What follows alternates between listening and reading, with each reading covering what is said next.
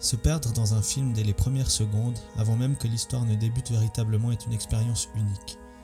Ces premières images, souvent suspendues dans le temps, jouent un rôle essentiel. Elles posent une ambiance, un ton, une promesse de ce qui va suivre. Elles captivent, intriguent et impriment déjà une émotion avant que le récit ne prenne réellement forme. Parmi ces instants marquants, Evil Dead de Fede Alvarez, qui montre une femme au cœur d'une forêt surnaturelle, les arbres noueux envahissant subtilement le cadre. Cela pose immédiatement un mystère oppressant. Le premier plan d'Akira qui éclate à l'écran avec une explosion dévastatrice, déchirant la ville et captivant par sa puissance visuelle. Les barres d'immeubles austères, le mur de Berlin et les ferrailles apparentes dans Possession de Zulawski, qui impriment d'emblée une atmosphère brute où la division devient palpable au premier regard. Fury Road s'ouvre quant à lui sur une image inoubliable. L'Interceptor de Max, sa fameuse voiture, dominant le Wasteland. Ce plan magnifiquement composé avec ses jeux de perspective et de focale frappe par son efficacité dès le générique terminé. Dans Only God Forgives, Ryan Gosling émerge furtivement de l'ombre, baigné dans une lumière rougeâtre, avant de s'y fondre à nouveau et de disparaître du cadre. Un instant fugace mais inoubliable. Et pour finir, le bleu nuit balayé par le vent, des premières images d'histoire de fantômes chinois, qui enveloppent immédiatement le spectateur dans un mystère poétique. Et tant d'autres exemples viennent en tête, ces fragments de cinéma où tout semble déjà dit en une seule image. Le cinéaste dont je vais vous parler dans cette vidéo, lui, il a ce don d'arriver à presque ressusciter un cinéma d'époque et un peu le fantastique aussi à travers une approche qui est complètement méticuleuse et qui est visuellement saisissante. Et ça, c'est souvent dès le premier plan. Il raconte souvent beaucoup de choses sans qu'il se passe vraiment grand-chose.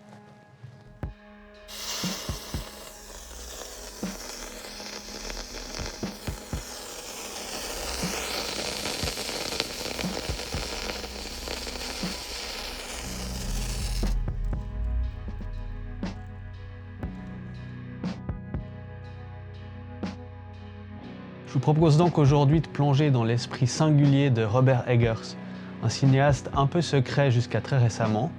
Alors pourquoi lui en particulier ? Parce que là, aujourd'hui, il a 4 films à son actif, et moi, il m'apparaît déjà tellement complet et entier. Et à ce stade, au bout de 4 films, j'ai déjà l'impression de pouvoir parler de son œuvre comme du cinéma de Robert Eggers, tellement son style et ses méthodes de travail me paraissent uniques. Voici une note figurant en préambule du script originel de The Witch. Il s'agit d'une histoire de sorcellerie racontée telle qu'une simple famille de la Nouvelle-Angleterre du XVIIe siècle aurait pu la croire. Dans ce film, toutes leurs croyances folkloriques et religieuses sont vraies. Le film s'inspire de divers contes populaires, contes de fées et contes rendus, journaux intimes, archives judiciaires, etc., de sorcières historiques et de possessions de la Nouvelle-Angleterre et de l'Europe occidentale avant l'épidémie de Salem en 1692. Une grande partie des dialogues est d'ailleurs directement tirée de ces sources. Afin de dépeindre efficacement ce monde dans lequel des gens ordinaires considéraient les événements surnaturels comme faisant partie de la vie, il est essentiel que tous les aspects du film soient réalisés avec un naturalisme total. Les personnages doivent être dépeints comme de véritables fermiers et non comme des acteurs au visage sale. Même les éléments surnaturels doivent être photographiés de la manière la plus réaliste possible. Pourtant, malgré toute cette authenticité et ce réalisme, il s'agit toujours d'un conte populaire, d'un rêve, un cauchemar du passé. Je parlais des tout premiers plans, des tout premières images d'un film. Voici celui de The Witch, qui nous présente Anya Taylor-Joy face à la caméra déjà irradiante, dans un type de plan qu'Eggers va utiliser souvent dans ses films suivants. Il détache immédiatement sa protagoniste de sa famille et du reste du monde, en annonçant directement isolation et accusation pour le film à venir. La scène qui suit continue directement dans cette installation d'atmosphère en filmant vu quasiment à la première personne depuis la calèche, s'éloignant de la ville. On aperçoit 2 personnages d'Indiens natifs, juste pour préciser un peu le contexte. D'ailleurs, on n'en reverra aucun autre pendant tout le film. On ne reverra aucun autre personnage que la famille pendant tout le film. Et ça met directement de côté tout aspect un peu fresque colonial de côté. Les portes du village se ferment, les gardes regardent la calèche part, c'est l'isolation. Sorti un petit peu de nulle part en 2015, The Witch met en scène une famille exclue et bannie dans une ferme en Nouvelle-Angleterre au XVIIe siècle. Cette famille va se retrouver confrontée à des forces démoniaques qui vont déchirer et mettre à l'épreuve tant leur foi que la famille en elle-même. En 2015, on parle encore relativement peu d'Elevated Horror. C'est un terme qui sera souvent accolé à cette époque-là aux productions et distributions de la société A24, mais clairement, The Witch, aux côtés d'autres, a largement contribué à l'émergence de ce courant, une sorte de sous-genre horrifique. C'est un peu de l'horreur pour ceux qui n'aiment pas trop l'horreur, ou de l'horreur sans tous les tropes habituels du genre, avec peu de gore ou moins de gore, ou pas du tout de jumpscare. Alors The Witch Elevated probablement, mais surtout folk horror, et ça, Eggers l'a pas inventé. Bien au contraire, il se l'est approprié, l'a façonné pour en faire une œuvre qui fait écho à sa propre fascination à lui pour la sorcellerie, les récits des premières familles anglaises immigrées en Nouvelle-Angleterre. Et le tour de force de ce film, c'est de rendre son histoire crédible en immergeant son audience dans une ambiance qui dérive complètement vers le fantastique. Moi, ce film, il me donne froid, il me dévaste à chaque fois que je le regarde. Alors Eggers, on le verra tout au long de son œuvre, et depuis ses premiers courts-métrages, il est passionné par l'expressionnisme des premières heures du cinéma. Bon sang, moi, qu'est-ce que j'aime cet expressionnisme-là, le Docteur Caligari, Metropolis, M. le Maudit. Tous ces films qui font écho à sa propre cinématographie à lui. La lumière naturelle des extérieurs et des bougies comme quasi unique source lumineuse en intérieur, ça se concilie pas vraiment, forcément, aisément avec un rendu expressionniste. C'est très dur d'avoir ce rendu. Mais lui, il y arrive, et ça, c'est juste remarquable. Alors évidemment, il a un chef-op, Yarin Blaschke, avec qui il collabore sur ses 4 films, qui est derrière la caméra, et lui gère tout ça, avec notamment beaucoup d'effets pratiques directement au tournage. Ce mec, c'est un orfèvre de la cinématographie et de la direction photo. On le verra tout au long de la carrière de Eggers. Alors The Witch, c'est également et surtout un immense travail de détail d'une époque, avec un Eggers qui est complètement obsédé par l'acuité historique et la précision de sa reconstitution de l'Amérique coloniale. D'ailleurs, certains dialogues sont inspirés de véritables documents d'époque, et il a une sorte d'obstination à rendre ses œuvres aussi précises que possible dans leur propre contexte. Eggers aura cette obsession sur tous ses films, et elle est souvent relatée par des choix de casting. Sa direction méticuleuse d'acteurs et actrices va totalement dans ce sens-là. La bande-son complètement spectrale de Mark Corven, très particulière, elle est composée presque uniquement d'instruments spéciaux, et les appareils électroniques en sont complètement bannis. Il n'y a pas ou peu de mélodies, et ça contribue grandement à l'étrangeté et à l'ambiance du film. Je vous invite par ailleurs à découvrir l'album Lulae X The Witch du groupe suisse Ear, dont les ciné-concerts ont accompagné quelques projections du film.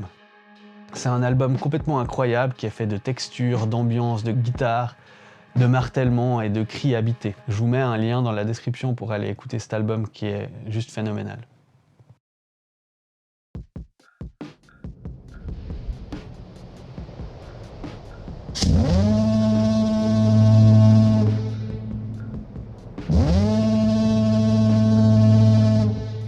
Robert Eggers s'inspire constamment du cinéma, de la peinture et de la littérature pour construire et matérialiser ses histoires. The Lighthouse, c'est peut-être celui de ses films qu'il démontre le mieux. Il y a tellement d'inspiration et d'influence dans ce film que c'est difficile de toutes les citer. Alors déjà, sans en être vraiment à proprement parler une adaptation, The Lighthouse s'inspire de la toute dernière œuvre inachevée d'Edgar Allan Poe, qui raconte sous forme de journal quelques jours d'un gardien de phare, et il y instille les notions d'isolation et de paranoïa. Cette histoire, c'est 4 courtes entrées qui sont le point de départ en fait des premiers jets du scénario qui a été écrit par Max Eggers, donc c'est le frère de Robert Eggers. Ensuite, ils l'ont repris ensemble au fil des années pour en faire le film qu'on a vu au cinéma. C'est plein de relents de légendes maritimes, et l'influence du film, elle marque également une forte affection pour des œuvres comme Moby Dick de Melville, mais évidemment aussi pour Lovecraft avec des personnages qui dérivent gentiment vers la démence. Et bien entendu, il y a cette folle scène de tentacules qui ne peut que accentuer cette comparaison. The Lighthouse, c'est un drame minimaliste pour 2 personnages. Un huis clos où ces personnages attendent une hypothétique relève, donc la relève des gardiens de phare. On peut y voir assez facilement l'influence de Beckett ici avec son œuvre qui est probablement la plus célèbre, En attendant Godot. Donc c'est pas étonnant qu'Eggers s'inspire si nettement du théâtre, parce que lui-même il mettait en scène pour le théâtre à ses débuts, avant même de faire des courts-métrages juste après ses études. Son cinéma ici, il se traduit déjà par le procédé qu'il emploie toujours avec son chef-op pour mettre tout ceci en image. C'est le choix du format qui est étrange à la première vision, c'est un format de 1.19.1, c'est presque carré, et ça oblige des barres noires sur le côté gauche et droite de l'écran. Et ce format, de toute évidence, il ramène un peu au début du cinéma, et il impose également un côté un peu restreignant et claustrophobique, mais qui donne aussi un petit peu plus de hauteur et d'étroitesse pour démontrer la figure de ce phare un peu phallique comme ça au milieu de l'océan. Visuellement, pour atteindre le rendu qu'on voit à l'écran, Eggers et Blaschke, encore une fois, ils ont méticuleusement planifié ce tournage, alors que même The Witch en était qu'à l'état de projet. Le film, il est tourné en 35 mm, en noir et blanc, et la lumière, elle est donc calibrée spécifiquement pour le tournage noir et blanc. Ça aurait été facile de tourner en couleur et ensuite de désaturer en post-prod, mais ce choix d'opter pour quelque chose de très authentique, ça pousse encore un petit peu plus loin le parti pris stylistique. C'est aussi grâce à des objectifs vieux de 80 ans et le boulot de Panavision pour les rendre utilisables que le rendu du film est si particulier et qui reproduit une esthétique d'antan tout en créant un peu sa propre identité visuelle. Parce que c'est pas juste old school, c'est aussi très stylisé dans le style Eggers et Blaschke. Blaschke donc c'est un orfèvre dans son art du travail comme je le disais avant, et pour moi The Lighthouse c'est sa plus grande réussite avec Eggers et avec d'autres aussi. Le style de plan qu'Eggers utilise est d'un tempo résolument lent, voire fixe. Utilisant la symétrie et la géométrie dans ses décors, et en y invitant ses acteurs avec de l'enzoom sur leur visage. À mesure que leur état mental se détériore, il va utiliser des techniques de prise de vue légèrement distordues et altérer un peu l'image. Encore une fois, son langage cinématographique est d'une justesse dès son plan d'ouverture. Eggers a également puisé quelques références picturales dans la peinture symboliste, comme par exemple cette scène qu'on voit là, qui est directement inspirée de cette toile du peintre allemand Sacha Schneider. Et encore par exemple la scène finale qui reprend une œuvre de Jean Delville, un peintre belge. Swallowed by the infinite waters of the dread emperor himself. Forgotten to any man. Les acteurs, alors évidemment avoir Willem Dafoe dans son deuxième film, c'est tout de même quelque chose d'assez puissant. Enfin je veux dire, pour moi c'est un monstre sacré et c'est sûrement le cas pour Eggers aussi.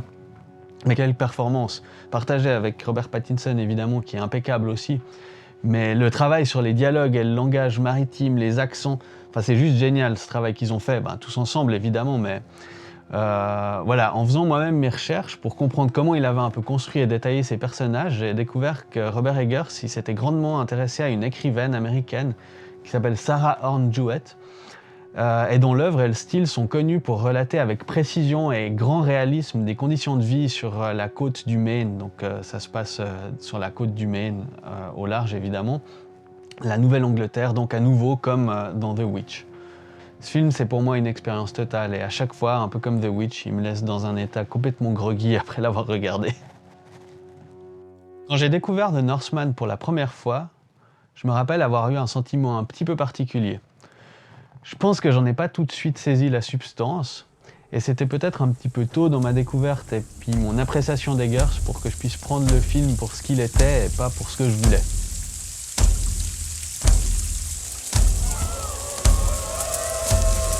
À la fin, il en ressort que c'est exactement ce que je voulais. C'est le film de viking ultime. Mais pour comprendre ça, il a fallu que je comprenne Eggers de la manière dont je vous en parle aujourd'hui, et ça a pris un petit peu de temps.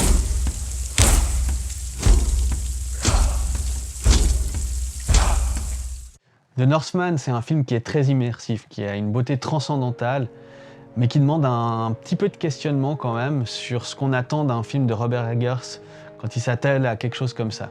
Et je l'avoue volontiers, j'ai attribué ce sentiment étrange après le film au fait qu'Eggers s'éloignait un petit peu du film de genre, et qu'en fait au fond, moi ce que je voulais c'était le revoir refaire un film de genre et pas un film de viking. Je pensais avoir vu ce que je voulais de Viking avec la plutôt excellente série Viking qui met en scène Ragnar Lodbrok, qui me paraissait assez bien fichu, réaliste, qui ouvrait un petit peu sur les aspects rituels, qui présentait de la bonne baston. Oui, c'était tout ça, Viking. Mais au revisionnage, après avoir un petit peu travaillé le bonhomme, je trouve que son travail avec ce film est totalement remarquable et qu'il livre quelque chose d'une intensité que j'avais jamais vue, tant par ses personnages que son propos évidemment. Et encore une fois, c'est sa précision obsessionnelle à recréer un environnement extrêmement détaillé sans jamais être lourd qui élève le contexte de son action à un niveau tellement immersif. The Northman, c'est exactement ça. C'est son action qui est sublimée par tout ce qui se passe autour. Sa mise en scène, qui est complètement ambitieuse, elle réussit à chaque fois à adapter le style Eggers, qui s'établit de plus en plus à un contexte qui est là un petit peu plus orienté dans l'action, mais en racontant une histoire qui se déroule sur des années, dans des lieux bien plus variés qu'à l'accoutumée chez Eggers. Et on n'est pas du tout dans un film historique qui foisonne de détails dans le seul but de ravir les fans du sujet ou de faire quelconque leçon d'histoire. Il ne tente pas de relater un fait ou un événement, il ne tente pas de raconter la biographie d'un personnage qui aurait réellement existé. Non, la minutie qu'il met dans ce film, elle est au service de l'immersion et dans ce qu'il nous raconte. Vous l'avez compris, c'est bien le cas dans tous ses films. Mais dans The Northman, cette détermination lui confère un statut qui en fait probablement le film de Viking le plus précis et le plus fidèle au niveau de la reconstitution et du feeling global. Ce film illustre aussi très bien et de plus en plus son langage de cinéma. Il y a un type de plan qu'il utilise régulièrement, ou plutôt un type de mouvement de caméra, qui se déplace de manière un peu segmentée sur une sorte de quadrillage avec une certaine élasticité. On peut observer ça de manière un peu rectiligne dans The Witch, où il part d'un plan fixe plutôt long et recule en rythme avec le personnage de Thomasine prenant le soin de la garder constamment au centre de l'image. Dans The Lighthouse, il suit le personnage de Thomas à son arrivée dans la maisonnette du phare, au début, en plan séquence, suivant scrupuleusement cette grille imaginaire, en passant à travers les parois pour terminer sur une rotation de 90 degrés, ou encore dans la scène de la peinture du phare, où il fait ce mouvement vertical pour suivre le personnage de Willem Dafoe et le personnage qui peint. Pour The Northman, il ouvre presque son film avec ce magnifique plan sur l'océan dans lequel un corbeau entre, pour ensuite tourner à 90 degrés et avancer en direction de la côte, dévoilant ainsi le village viking qu'on découvre.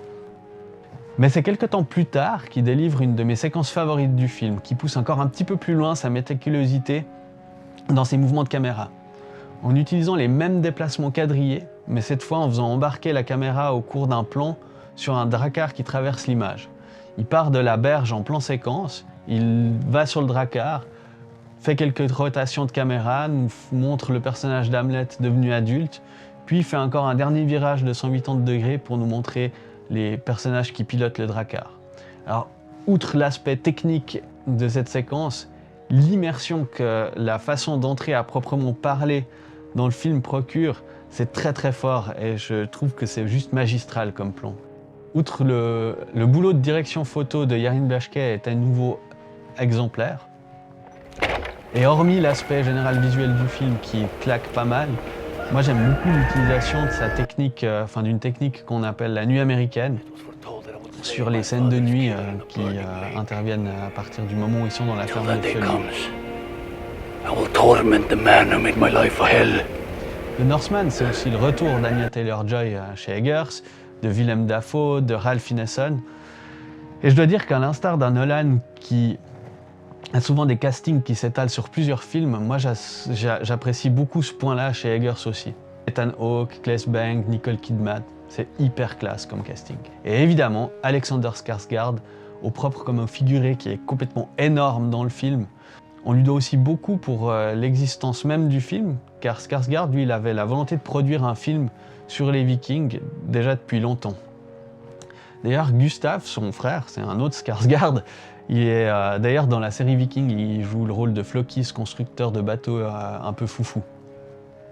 Et leur frère, Bill, encore un autre Skarsgård, il devait avoir un rôle dans The Northman, mais pour finir, ça s'est pas fait. Mais Eggers, il concrétisera quand même cette collaboration plus tard, parce que c'est lui qui aura le rôle de Orlok dans Nosferatu. Et ça, on en parlera un petit peu après. Pour finir, bon, c'était déjà un peu le cas dans ses précédentes réals, mais le sound design, il prend ici de plus en plus d'importance et il donne au film, notamment dans des scènes un peu chamaniques, encore plus de profondeur immersive. Hear me, Odin, all-father of the gods. The Northman, au final, c'est peut-être l'œuvre transitionnelle qui était nécessaire pour aborder son dernier né, Nosferatu, avec l'amplitude qu'il lui a donnée, tant il me semble que Nosferatu est dans la continuité de toute son œuvre. Nosferatu, dans sa version originale de 1922, c'est un chef-d'œuvre de l'expressionnisme allemand mis en scène par Friedrich Wilhelm Murnau. Pourtant, une autre réalité aurait pu faire que ce film soit complètement perdu et oublié aujourd'hui. Parce qu'en effet, quand Murnau il a décidé de porter Dracula de Bram Stoker donc à l'écran, il n'en avait pas les droits. Il a changé le nom des protagonistes, délocalisé son action en Allemagne et puis modifié substantiellement la description de son vampire, le comte Orlok. Mais ça reste une adaptation illégitime, surtout aux yeux des héritiers de Stoker qui ont fait tout ce qu'ils pouvaient pour détruire toute trace du film, mais heureusement, ça n'a pas marché. Alors les changements que Murnau a fait sont nombreux, on va pas tous les lister, mais un de ceux-là qui est intéressant, c'est l'idée du vampire qui est allergique au soleil. Ça, c'est une notion qui n'existe pas du tout dans le roman de Bram Stoker, et qui pourtant deviendra, avec l'ail en particulier, un des principes fondamentaux de la connaissance en matière de suceur de sang. En 1979, Werner Herzog remake Nosferatu avec sa muse / Nemesis Klaus Kinski dans le rôle du vampire, et propose avec cette somptueuse version une sorte de pont entre Stoker et Murnau. Le vampire s'appelle de nouveau Dracula, par exemple. Herzog, il imprègne son film d'une tonalité un peu plus romantique et existentielle, quelque chose qui lui est propre dans sa filmographie. Il s'agit un petit peu moins d'un combat entre le bien et le mal, et c'est un peu plus une réflexion sur la fragilité humaine, l'inéluctabilité de la mort et la malédiction de l'immortalité. Encore un trope du film de vampire. Eggers, lui, il aime très certainement profondément les deux œuvres, mais c'est bien celle de Murnau qu'il adapte aujourd'hui en 2024. Et c'est cette version originale qu'il a vue enfant enregistrée sur une VHS usée qui l'a marqué si fortement. Cette version qui date d'un autre temps, empreinte de ténèbres et de légendes. C'est d'ailleurs au théâtre qu'il abordera Nosferatu pour la première fois en montrant une pièce inspirée du film. Tous les décors et protagonismes, dont lui, étaient peints en noir et blanc. C'est évocateur d'une passion pour l'expressionnisme. Tout comme Eggers, Murnau était très méticuleux et obsédé par l'authenticité de ses films. Pour Nosferatu, par exemple, il a insisté pour tourner dans des décors naturels, dans des endroits isolés, dans des châteaux perdus au milieu de la Slovaquie, plutôt qu'en studio. Ce qui n'était pas du tout la norme pour les productions expressionnistes de la période. Eggers livre étrangement son film le plus personnel peut-être. Étrangement car c'est un remake qui reprend globalement la trame de son aïeul, sans proposer de réelles surprises scénaristiques, mais qui est immaculé de cet amour pour l'expressionnisme et pour ce film si formateur dans son travail de cinéaste. Nosferatu aurait pu être son deuxième film, mais comme il le dit lui-même, c'est une très bonne chose que ce ne fût pas le cas, car le projet s'est fait rembarrer plusieurs fois, ce qu'il a mis sur les rails de ses autres réalisations avant de se concrétiser finalement en début 2023. Peu de surprises scénaristiques donc, mais il change totalement le point de vue de l'histoire en mettant, dès le premier plan, ses premiers plans toujours, le personnage d'Hélène, interprété par Lily Rose Depp, ultra intense au centre de l'intrigue.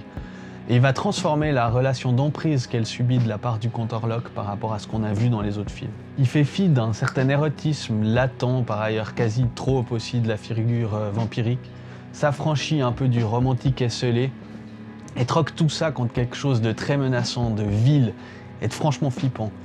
Il en fait un prédateur sexuel complètement monstrueux. Et à y réfléchir, c'est pas si académiquement un vampire que ça. Après tout, c'est dans le sous-titre du film. C'est Nosferatu the Undead, Nosferatu le mort-vivant. Car finalement, ce qu'on voit du conte sous les traits d'un Bill Skarsgård complètement méconnaissable et habité, eh ben, ça tient presque plus du mort-vivant que du vampire. Ce qu'on en voit, car Eggers, en fine expressionniste, réussit selon moi à sublimer cet art en jouant avec sa créature, dont l'ombre, en lui en laissant toujours un petit peu pour se retirer, utilisant de manière totalement folle et à maintes reprises la seule voix ultra travaillée de Skarsgård pour insuffler la présence complètement démoniaque du conte. Encore une fois, le voyage est total, grâce à son souci du détail historique, son sound design démentiel et sa direction photo. Yarin Blaschke, encore une fois, aux opérations photographiques, qui ressigne une partition complètement saisissante. C'est à nouveau tourné en 35 mm. Pas sur de la péloche noir et blanc, mais ça s'en rapproche parfois, par moments, avec des teintes quasi monochromatiques. En gros, il parfait la recette de ce qu'ils ont fait jusqu'à maintenant. Dans The Witch, il présentait une menace latente, non personnifiée, de même que dans The Lighthouse, où la folie guettait plus que tout. Et finalement, dans The Northman, la menace, elle était plutôt avec le spectateur, et c'était plutôt la vengeance, la menace. Nosferatu, c'est le premier film d'Eggers qui présente une menace concrète, palpable et incarnée. Et ceci, il parvint à l'exploiter à merveille en le conjuguant à son balai de caméra. Il continue d'évoluer sur cette sorte de grille invisible en se jouant quelque peu de ses spectateurs, en utilisant ces fameuses rotations à 90 degrés, par exemple, pour sortir le comte Orlok de son cadre et ne l'y remettons pas quand on l'attend. C'est une sorte d'anti-jumpscare qui est du plus bel effet. Willem Dafoe entre en scène dans un second temps dans le film, en compant un personnage inédit dans l'histoire. Albin Eberhard von Franz, une sorte de variation qui est bien moins morale et bien moins chrétienne du Van Helsing de Stoker. Von Franz, lui, cultive d'occulte dans sa quête et il est présenté de prime abord comme pas trop recommandable. Ce personnage, en fait, il est inspiré par Albin Grau, qui est le producteur et décorateur sur le film de Murnau en 1922. Lui, c'était un occultiste avéré qui comptait parmi ses proches et ses contemporains un certain Aleister Crowley, entre autres. Alors, par rapport au film de 1922, il y a plusieurs légendes qui entourent sa production, notamment sur la personnalité plutôt inquiétante de Max Schreck, l'interprète du comte Orlok d'alors, qui était suspecté d'être en fait un vrai vampire. Le film Shadow of the Vampire, qui a été réalisé en 2000 par Elias Meriguet, il s'empare de cette rumeur en remettant en scène le tournage du film, avec un Murnau qui est interprété par John Malkovich, qui en fait engage sciemment un vampire, donc Max Schreck, pour incarner le comte Orlok dans son film. Et Max Schreck, donc le Max Schreck du film, Orlok donc, est interprété par Willem Dafoe. Donc c'est assez intéressant de le voir un petit peu des deux côtés de l'histoire entre le film de 1922 et celui d'Eggers.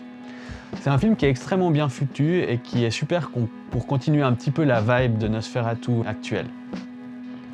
Au final, donc, le Nosferatu d'Eggers, c'est un petit peu son retour à un certain cinéma de genre et un peu un retour à la folk horror aussi.